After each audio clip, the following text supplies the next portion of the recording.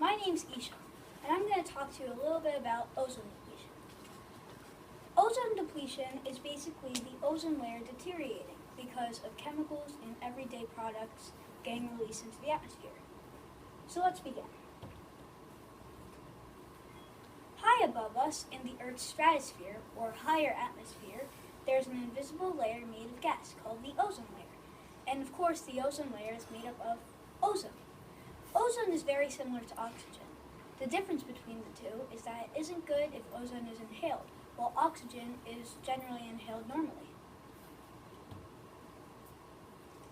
In our atmosphere, there is a good ozone, but there is also a bad ozone. In my capstone, I will mostly talk about good ozone, but so that there is no confusion, let's compare the two for a bit. Stratospheric ozone is good ozone. It's the ozone layer that protects us. And as I said before, it isn't good when ozone is inhaled. Luckily, it's in the higher atmosphere, which means it's too high above us for us to actually inhale it. But there's also a lower atmosphere, or troposphere, and that has ozone too. This ozone is low enough for us to inhale it, and unlike stratospheric ozone, it doesn't help us in any way possible. This is bad ozone. So of course, you don't want too much bad ozone, but if you don't have enough good ozone, it won't be good either. Going back to good ozone, we need the ozone layer. And why? Because some of the sun's rays can be harmful to us. These are called ultraviolet rays, or UV rays for short. The ozone layer helps stop these rays by absorbing their radiation. Without the ozone layer, UV rays would attack us, and we could get skin cancer, burns, wrinkles, blindness, and hair loss. The problem for a bit now has been that the ozone layer is deteriorating. The ozone layer can be damaged easily by some of the chemicals we use when released into the atmosphere. These chemicals are used in everyday products, so it isn't easy to tell if we're harming the layer or not. The three most popular ozone deteriorating substances are chlorofluorocarbons, or CFCs, which are used in cleaning and refrigeration products. There's also methyl bromide, which used to be used in planting crops and sometimes still are used in removing weeds. And lastly, halo molecules, which are used in some fire extinguishers and used in other non-flammable objects like it. When they attacked our ozone layer, it's called the ozone hole.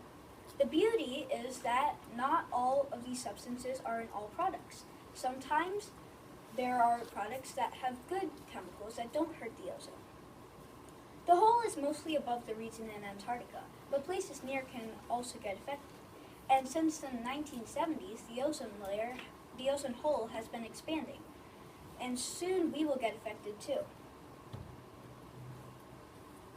The worst time of the ozone hole was in the 1970s because we didn't realize it, but we were overusing ozone-depleting substances at an unnatural level, causing the layer to deteriorate.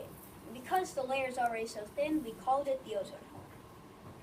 As you can see right here, from 1979 to 1981, the ozone hole is the thinnest it ever was, till this very day.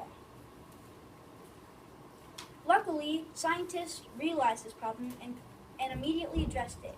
And in the 1990s, scientists tried to figure out how we could save it. Sadly, you can't really fix the ozone layer like you could a cut in your skin because you can't patch it up with a Band-Aid.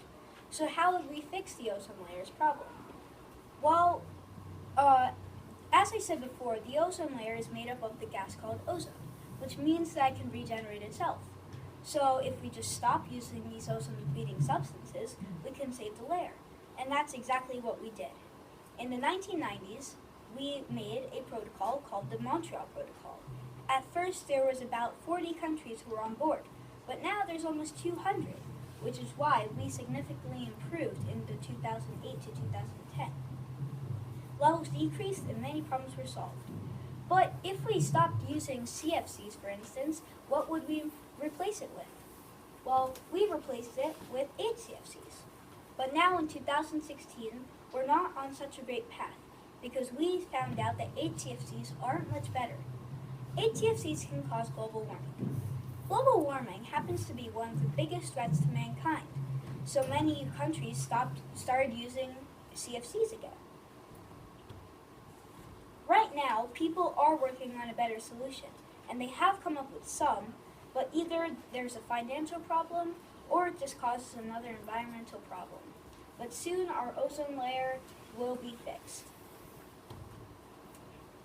In the meantime, every little action counts when it comes to the ozone layer.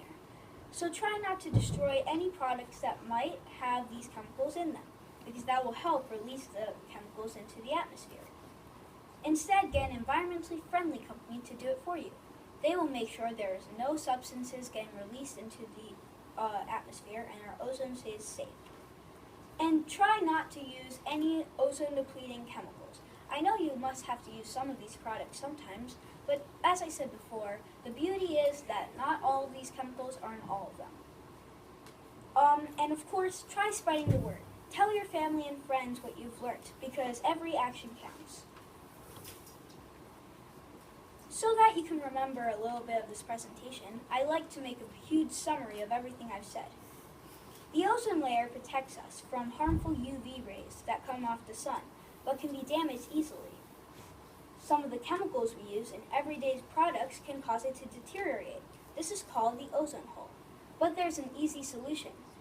If we just replace these chemicals with ozone-friendly chemicals, we can save the layer.